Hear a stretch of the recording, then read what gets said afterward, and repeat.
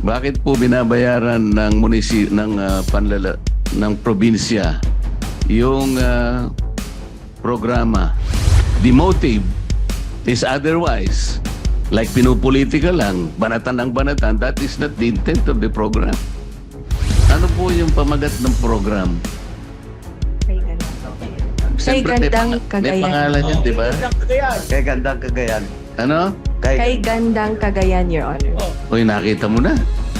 Puro pangit pa lang pinag-uusapan nyo. Paano ngayon gaganda yung Cagayan? Ito yung sinasabi ko eh.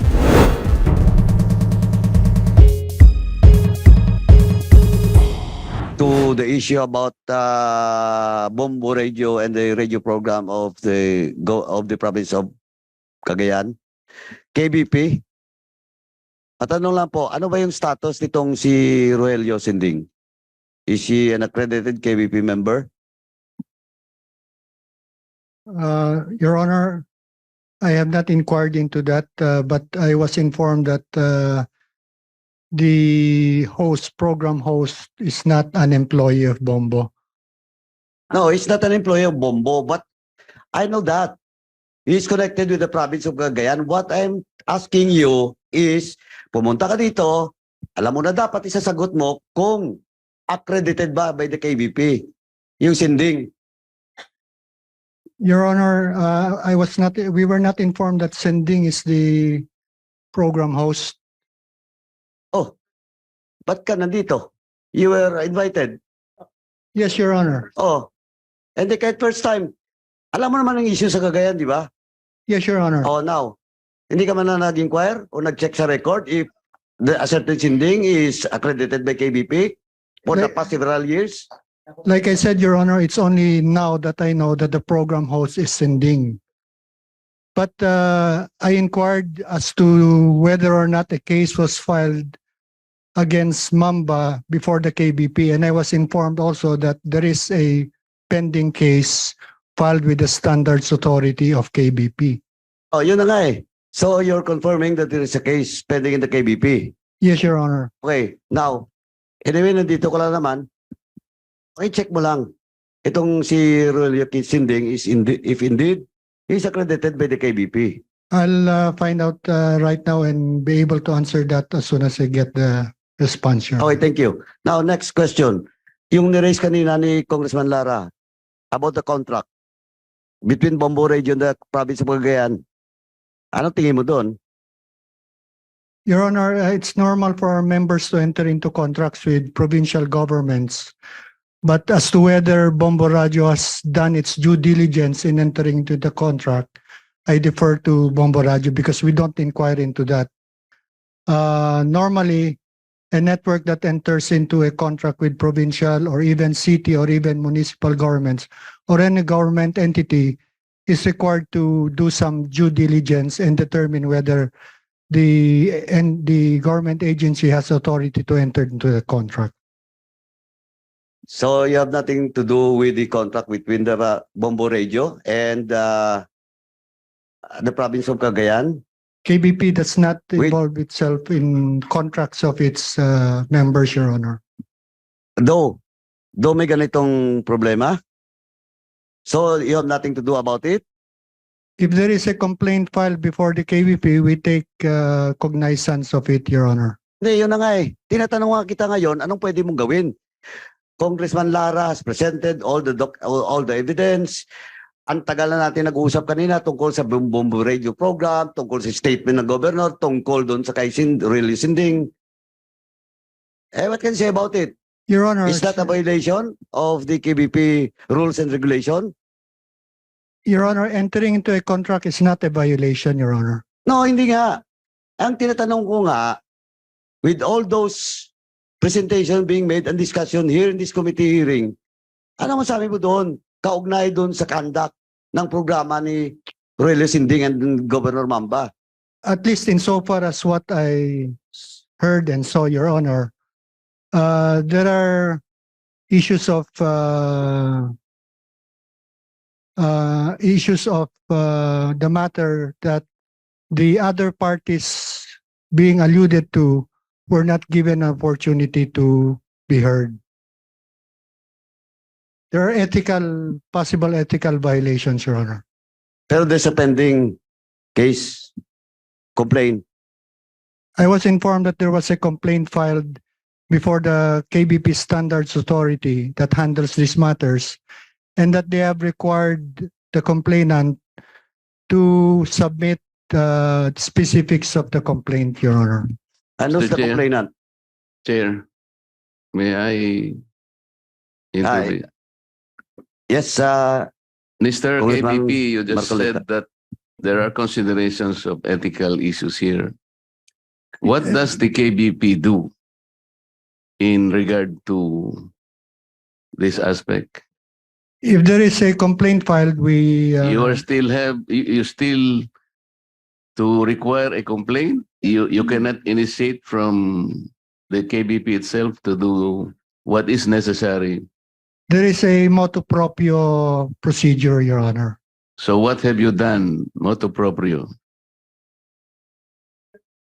Since there was a complaint already, there was no need to act on a motu proprio matter, Your Honor. Sabi mo kanina maghihintay ka ng complaint. Sabi mo motu proprio ngayon meron na namang complaint.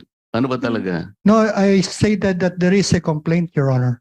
Meron ng complaint. Yes, Your Honor. So anong gagawin ng KBP? It is before the Standards Authority of KBP already for consideration, Your Honor. To what extent does the KBP do its role in relation to issues like this? Upon hearing, the KBP mets penalties such as fines or suspension from membership, or if there is defiance, a possible expulsion from membership, Your Honor. Okay, thank you. Sandali. When was the complaint was filed? And by whom? Let me check the specifics, Your Honor. Check. You better check. Kasi until now, you have not yet acted upon on it.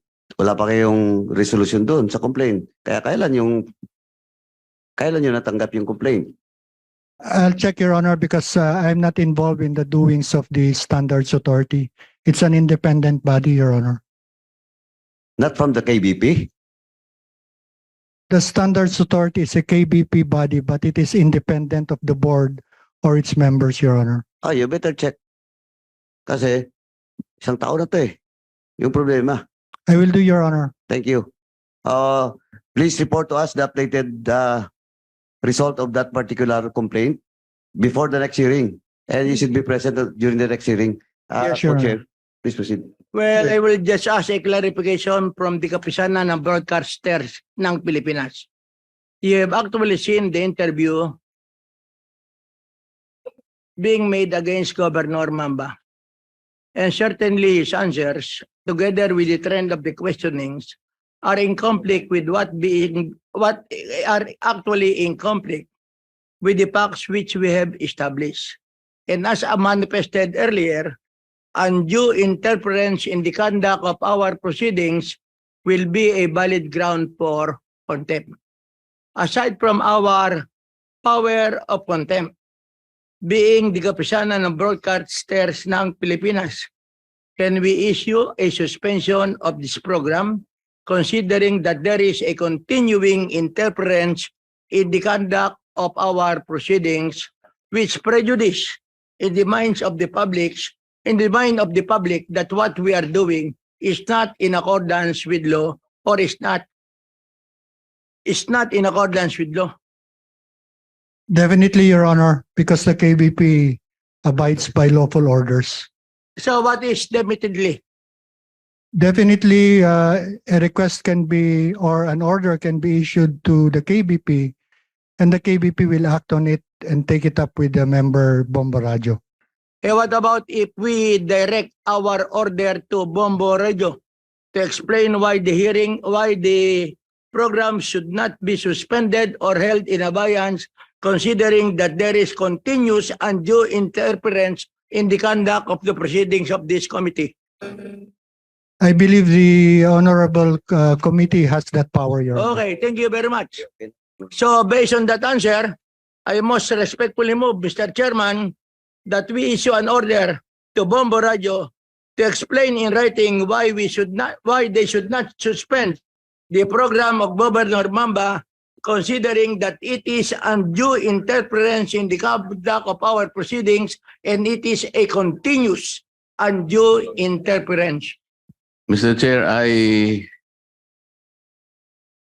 will suggest further that You want to amend the motion of the... I will ask the Honorable Barsaga to make a little amendment to his motion. And what is the amendment, my friend? Because I still believe that I believe in the right of free speech. Yes. And it is better for us to course the order to the KBP, Okay. not the committee to go direct and asking the Bombo Radio to refrain or do something directly coming from the order of this committee. Maybe if we can take the better side of caution. Siguro ang KBP na lang ang orderin natin to do its... I fully agree with the amendment of a very good friend. Thank you. Thank you, Mr. Chair. Mr. Chair, clarification. Yes, please proceed. Is it to suspend the program or not to allow Congressman Mamba to go on the air? Suspend the program. Thank you, Your Honor. Suspend the program of Governor Mamba. Your Honor, because the way I got it, it's a program of the province of Cagayan. So, ganun din yun eh. But Just a clarification from Bombo Radio. Matagal nyo na kamong kakontrata ang province of Cagayan. Bombo? Yes, Your How Honor. long? Your Honor, even prior to the When? term. Gano'ng katagal na nga? 2016, did I get it right? For the province of Cagayan under Governor Mamba, yes, Your Honor. Okay. And although the contract was made between the province of Cagayan and Bombo Radio, was there any instance where any other public official from the province of Cagayan appeared other than Governor Mamba? Yes, Your Honor. Your Honor, the program is being handled by the Cagayan Provincial Information Office. Governor Mamba is just one among those government officials that are being invited to the program, Your Honor. In fact, Your Honor, Okay. that program during the pandemic, Your Honor, helped a lot also in the dissemination, Your Honor. Ombo, Okay. Ombo, the issue is not all about the program during the pandemic. The issue is about election-related issues. Yes, Your Honor. And the conduct of the Anchorman and Governor Mamba in every program. Yun yung Yes, issue Your dito. Now, balikan ko na lang, Co-Chair, yung KBP. Okay na yon. So, KBP will issue a notice to suspend the program. KBP? yes, Your Honor, will act on the letter or request of this honorable committee. With that, just clarification. Well, we'll just make it an alternative order to suspend the program or to suspend Governor Mamba from appearing in that program. Thank you, Your Honor. Mr. Chair. Yeah. Yeah. Yun pa rin. Mr. Chair, if I may interject lang. Yes, Kanina nasabi ni Chairman PD yung issue na nagsalita siya tungkol dito sa nangyayari. Gusto ko lang din iparating dito sa committee na ito na yung pagsasalita ni Mamba everyday, may mga vulgar languages siya doon, Mr. Chair.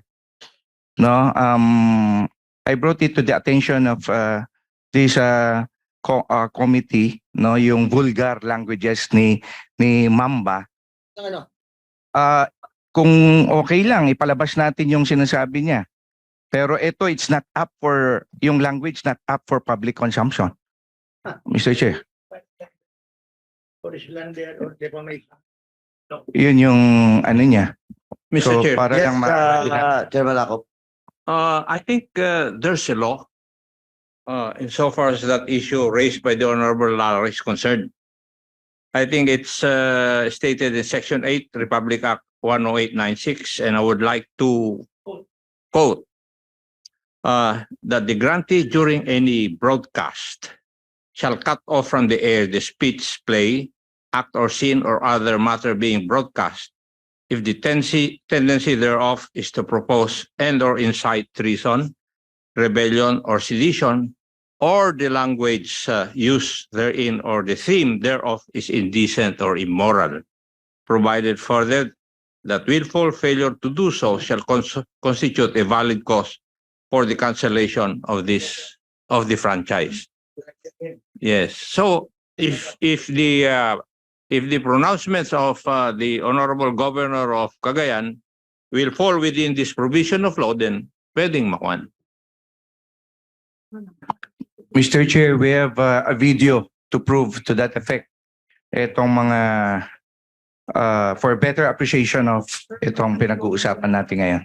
If I may. What's the pleasure of the members of the committee? Will we allow Congressman Lara to present that video clippings? Can we just take the word of Congressman Lara? Kahit hindi na natin pakita. Maaari nga naman. Hindi naman niya sasabihin kung hindi totoo yun eh. Ang gusto ko lamang munang itanong kasi, Mr. Chair, meron bang representative ang sangguin ng panglalawigan ngayon? Yes, ang Vice Governor. Mr. Vice Governor, yung po bang kontrata between Bombo Radyo and the province of Cagayan was covered by an ordinance? Mr. Chair, there was none. As a matter of fact, there was not even an attempt to. So if it is not covered by an ordinance and I assume it's not also covered by an appropriation, bakit po binabayaran ng ng probinsya yung programa? Yes, Mr. Chair. Actually, we asked that several times. No less than the addressing the governor, but they keep on insisting that to have a radio program. So from the beginning, it is wrong for the Bombo Radio and the province of Cagayan to have undertaken such contract if it is not covered by any legal measure. Ni walang resolution, ni walang ordinance. Even the payment is not covered by an appropriation. So I believe, Mr. Chair, even the parameters and the standards and maybe the content of that production, ano ba yung dapat na, I'm hoping kasi to hear, Mr. Chair, that that contract was entered by the province and Bombo Radio for the development of the province, discussing some issues, the problems, and the things that must be undertaken by the leadership of the province to inform their constituents about it on a regular basis. But if the motive is otherwise, like pinupolitika lang, banatan ng banatan, that is not the intent of the program. Mr. KBP, paano? Dapat pumasok ka siguro dito. Kung hindi na germane to the objective of the program ang pinag-uusapan doon, puro politika na lang, paninira na lang at paninira. It does not even inure to the benefit of the province. Pagkatapos binabayaran. So they're wasting good money after bad. KBP, dapat pumasok ka na from the first instance na nakita ninyo ito. That is the role of the KBP. Kasi, Mr. Chair, alam naman natin, yung pong media, makapangyarihan po yan eh.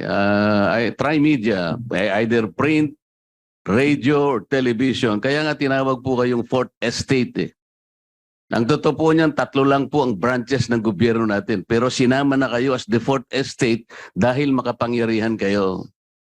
There is no regulation about press freedom in this country. Tama naman yan because that is our constitution eh. But you have to police yourselves. You have to regulate yourselves eh. Ang nangyayari po kasi, Mr. Chair, meron kunyaring Code of Ethics of the KBP and blah, blah, blah. Well, unfortunately, Mr. KBP, hindi naman talaga nangyayari. Hindi na sana tayo napunta rito tapunan ng tapunan nito. Kung halimbawa, the program was really meant for the development of the province. Talaga naman nangyayari yun eh. Sa mga ibang progressive na mga probinsya, kinakasangkapan po nila yung radyo talaga or television to provide an interaction between the leadership and its people, its constituents. Para sa ganun, nagkakaalaman sila kung ano ang mga programang magaganda kasama ang kanyang constituents. Yun po talaga ang objective ng program. Pero kung gumawa kayo ng program, para banatan lang ang ganito at ganyan, hindi na ako naniniwala sa program na Mr. Ito yung gusto ko po sanang sabihin. So from the beginning, the program started from the wrong foot. What are we going to do with that? Honorable Barsaga. We take the appropriate action to discipline them so that the same incident will no longer happen in the future, not only in the province of Cagayan, but the entire country. Mr. Chair. And anyway, with the manifestation of Congressman Dante Marcoleta, the issue about the appropriations ordinance from the provincial government with regards to the radio program of the province, the contract between Bombo and the province of Cagayan was already discussed, and it was committed by the Vice Governor to certify that indeed there's no such appropriations ordinance. Tama po ba, Vice Gov? Yes, Yeah, Mr. thank you. Chair. We will comply with Yeah, the Mr. Thank Chair. thank you, Vice Gov. Yes, Mr. Chair, Congressman I Flores. would just like to know from Bombo, wouldn't they on their own just cancel or temporarily stop it, given the fact that they already heard from the Vice Governor that the Governor wasn't authorized to enter into a contract or something like that, and that when the manifestation of Congressman Lara that it contains vulgar language or the things being discussed are no longer every day. So shouldn't they, I mean, on their own, take the initiative of temporarily stopping it while they investigate whatever the... Bombo, please answer the query of the Honorable Flores. Yes, Your Honor. I am Bombo Maricris Montilla and I am the station manager of Bombo Radyo Tugigaraw. As I observe po nitong mga nakaraang mga programs po ng provincial government, especially during pandemic, very useful po ang program po nila. Pero hindi naman po all the time na puro negative yung mga sinasabi doon ni Governor, and yet hindi din po palagi si Governor po yung nandoon na gine-guest po ng province. So karamihan po dyan, ang tinatalakay din po nila ay tungkol sa pandemic, ano na yung mga makukuha ng mga tao sa probinsya ng Cagayan, meron ba silang mga tawag dito, mga medical assistance, financial assistance, yung mga ganyan po. So, very useful po siya, especially doon sa mga tao na naninirahan sa bundok, na talagang napapakinggan po nila yung program ng provincial government. Mr. Chair, Yes, are you done? Bombo, are you done? Yes po, kasi lalo po nung pandemic, marami po silang mga... Oo ka na mo, tapos Yes, po. Sige, tuloy. Opo. Please proceed. Oo, meron iba't iba po yung mga nag-guest dito, yung sa mga provincial health office. Talagang nakakatulong din po ito.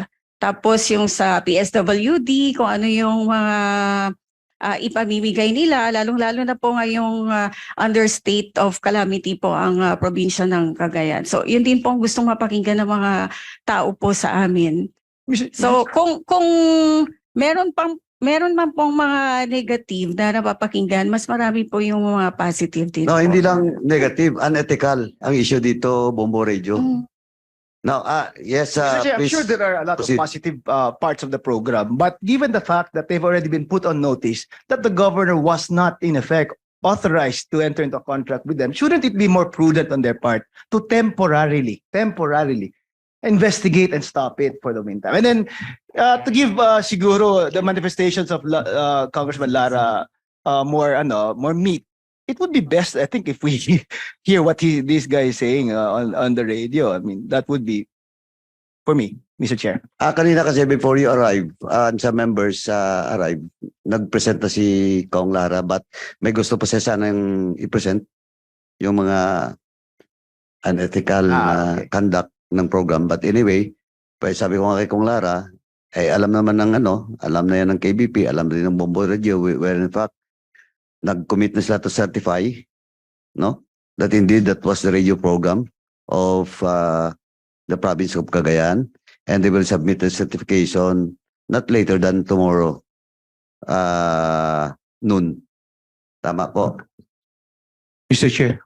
Okay, now, Bombo Radio, please reply to the manifestation of Kong Flores with regards to issue about the suspension of the program, temporary suspension. Mr. Chair, before they answer the question, Congressman Yamsu, Yes. I would just like to ask a clarificatory question. Ilang beses ba sa isang linggo nagpo-programa yung for my own education lang? And what 6 time? days in a week, Your Honors. 30 minutes every day. The time placement is 5:25 to 5:55 a.m. Okay. Thank you very much, Mr. Chair. Thank you, Congressman Yamsuan. Bombo Radio, please reply to the follow-up query of Congressman Flores. Yes, Your Honor. Mr. Chair, the the program is actually beneficial to the people. The only problem of the Decide whether or not it is beneficial. yes, Your Honor. Because you will be not an unbiased person. Because Bombo Radio is the provincial government is paying you more than 4 million a year. So it will be a third party, most especially the public and this committee, regarding whether to determine whether or not there is a violation. But if you are saying that it is beneficial, we expect that. Because if you will be saying that the program is not beneficial on the part of the provincial government, it would immediately cancel the contract with you and you will be losing 4 million a year. So don't make any comment whether it is beneficial or prejudicial. You are Yes. not impartial. Your Honors, No, you stop. Please wait to be recognized. Oh. The good co-chair is Oh, that's still why I'm speaking. saying, do not make any comment whether it is beneficial. Because you will not be saying right now, is the statement of Governor Mamba disregarding or disrespectful to this committee about our hearings, beneficial or not beneficial to our committee? You answer. no, Your Honor. What is no? It's not, Your Honor. It's not. Beneficial, Your Honor. Oh. That's na. Pero yung mga Yung- beneficial sa Yung let puso the mo, people of Cagayan decide that Puso in mo. other parties. Mr. Chair, pwede ko bang malaman, ano po yung pamagat ng program? Kay Gandang Cagayan. Kay Siyempre, Gandang may Cagayan. pangalan yan, di ba? Gandang Cagayan. Kay Gandang Cagayan. Ano? Kay Gandang Cagayan, Your Honor. Oh, Uy, nakita mo na. that is Puro pangit pa lang pinag-uusapan nyo pa. Paano ngayon gaganda yung Cagayan? Ito yung sinasabi ko eh. Alam mo, Mr. Chair, I want to contribute. Ako meron din akong program eh. Kahit hindi ko, walang bayad eh. I can enlighten people. We can invite people there para makakwentuhan. Masabi namin ang gusto nilang gawin. Sila rin nagpo-provide din ng input sa amin. Walang bayad yun eh. That one can also be done by Bombo Radio if you invoke the doctrine of corporate social responsibility. Nagagawa naman ninyo yun eh, di ba? Ang problema kasi, Mr. Chair, pagka ang pinag-uusapan yung magagandang bagay na nangyayari sa isang lugar, parang hindi masyadong pinipick up. Iba ko parang merong attitude ng tao na pagka magandang pinag-uusapan, hindi masyadong interesado yung mga tao. Pero pagka batuhan ng batuhan, yung baho at dumi ng yung mga tao naman talaga yun ang pinipick up eh. Kaya ganyan naman ang ginagawa nyo kasi ang sinasabi ni Representative Flores, pwede naman kayong mag-act on your own eh. Maybe you can initiate self-control sa inyo. Magsimula na kayo, wag nyo nang hintayin na ma-high blood si Don Elpidio Barsaga. Kaya naman yung gawin eh. Yan ang punto niya. Can you do it? Yes, Your Honor. Yung maganda na lang ang pag-usapan. Kaya nyo naman kontrolin yun eh. Self-control. Ayan ang KBP, kaya naman yun. Minomonitor kayo eh. Pagka murahan na, batuhan ng batuhan, huwag nyo nang papayagan yung gano'n. Yung magaganda na lang i-discuss ninyo. Yun ang sinasabi ni Congressman Flores. Pwede. Yes, Thank you. Yes, Your Honors. I believe the problem Thank is you, Governor. Honorable Marcoleta. Thank you, Bombo Radio, please. Mr. Chair. Wait, again, just warn you, please wait to be recognized by the chair before speaking.